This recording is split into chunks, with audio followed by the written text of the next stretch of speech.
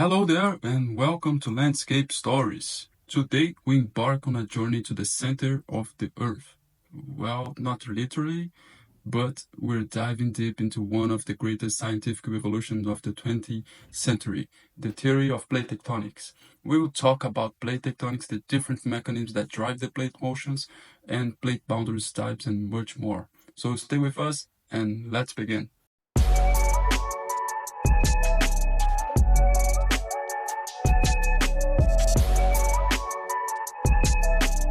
Like imagine for a second the Earth without plate tectonics. Before the 60s, that's exactly how scientists saw our world. A static, unchanging landscape where studying geology was a bit like collecting random facts. Fast forward to today, and plate tectonics had changed all that, providing us with a unifying lens through which we view Earth science.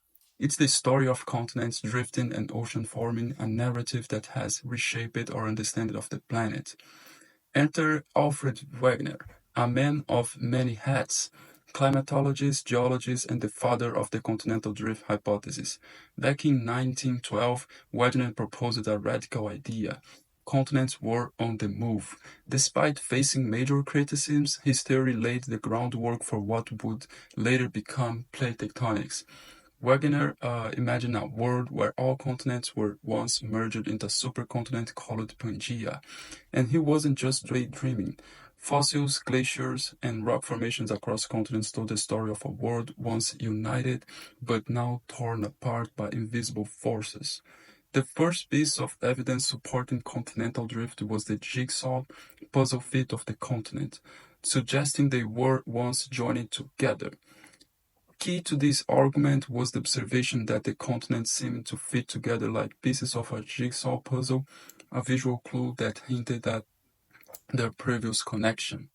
Supporting this idea, the distribution of similar fossils across now distant continents indicated a shared biological history, with the ancient seed fern Glossopteris providing compelling evidence due to its unique tongue-shaped leaves found in far-flung regions.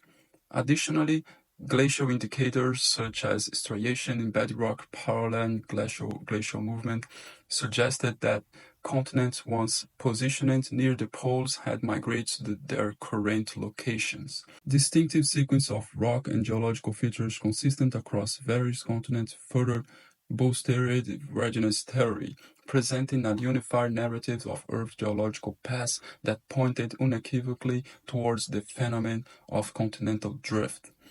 From the widespread distribution of the ancient seed fern Glossopteris to the scratch marks left by glaciers, the evidence for continental drift was compelling. Wegener's theory, once seen as heretical, began to paint a vivid picture of our dynamic Earth. But how do these plates move? Early skeptics of Wegener's ideas doubt because he couldn't explain the force behind the drift. Today, we understand that mantle convection, ridge push, and slab pull are key players. Mantle convection operates similarly to boiling water, where heat from Earth's core causes mantle rock to cycle between rising and sinking, driving the horizontal movement of tectonic plates apart at divergent boundaries and together at convergent ones. The ridge push and slab pull model suggests plates are moved by a combination of the push from rising magma at mid-ocean ridge and the pull of gravity on the denser subduction plate edges, offering a more detailed explanation of plate dynamics than mantle convection alone. Well, despite the importance and emphasis on ridge push and slab pull, the foundational role of mantle convection cannot be understated, as it facilitated ridge formation and plate movement, illustrating the complex interplay of forces beneath Earth's surface. The Earth crust isn't one solid piece. It's a split into tectonic plates that glide over the mantle beneath. Think of it as a global game of bumper cars, for example, but much slower. At divergent boundaries, like the mid-Atlantic ridge, plates move apart, letting magma come up and cool off to form a new oceanic crust. This place is pretty active, and earthquakes are pretty common here, making it a natural lab for geologists. When plates collide at convergent boundaries, it's like nature's own demolition derby. One plate might end shove it upward, creating mountain ranges or dug under into a trench, sparkling volcanoes and serious earthquakes. The Pacific Ring of Fire is a famous hotspot for this kind of action. Transform boundaries are where plates slide past each other sideways. The San Andreas Fault is a classic example where the movement causes earthquakes. Here, it's more about the shift and grains than creation or destruction.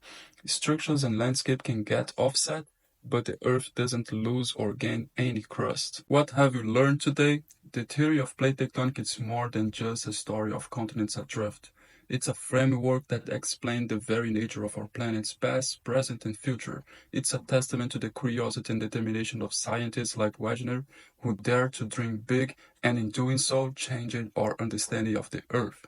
So, thanks for joining us on this tectonic adventure. If you are fascinated by how our planet is shaped by forces unseen, give us a thumbs up, share this video, and don't forget to subscribe to Landscape Stories for more scientific journeys. Until next time, keep exploring, keep questioning, and stay curious.